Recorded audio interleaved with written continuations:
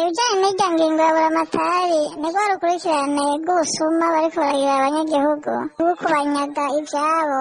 Nta kuntu umuntu yokwibikira agatongo atariko arakarima ngo bace bakamunyaga.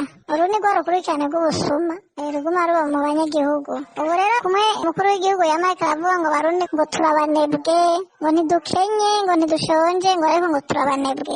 Vyumvikane ko ari bazoca aharima bene buramatari bace batwereka bobo ko ari abakozi gusumba abandi, tweko turabanebwe. Naho ntibamenye yuko kurima navyo nyene bisaba amafaranga. Ayo mafaranga ubuye urashobora kuyarondera ukayabura, ariko ukavuga uti umwanya n'umwenda yaronse nzoharima canke ndose n'uhankotera akahakota akaharima. None umuti nukuca uhanyaga. Vyumvikane ko bagomba kubandanya badutera bwa bukene dukene gose, ahubwo duhonobere gose tugume tubakomera amashi, nta yindi ntumbero. Umva amatongo yose bariko baragomba kuyigarurira aje mu minwe yabo bonyene, ntihagire umunyagihugu asubira kuvuga ati ndafise agatongo umwana wanje azorima azogirane. Bwa bukene bugume bukene, hanyuma bagume baribo batunze data wanje ko tugume tubakomera amashi.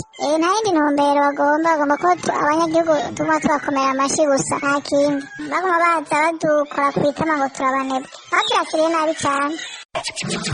Itangazo ndaryakira neza kuko umuntu ashobora kuba yararonse itongo bagifise nk'uburyo muga mu nyuma uburyo bukamukehana ko kuguma aharangurira imigambi. Rero muri ico gihe cuba yuko woca umwaka ngo leta nayo ice iharangura imigambi, umva yuko umunyagihugu abagarutse guhohoterwa. Ico mbona rero ni uko leta yosasuma ayo matongo uko yobangana yabo bene igihugu batagishoboye kuharangura imigambi, hama iyo leta ikaca ibaha uburyo canke imitahe kugira nabo nyene baharangurira imirimo, bibaye ngombwa mu bimaze bariko baharangurira hanyuma bakazoriha leta. Nuko ndakibona.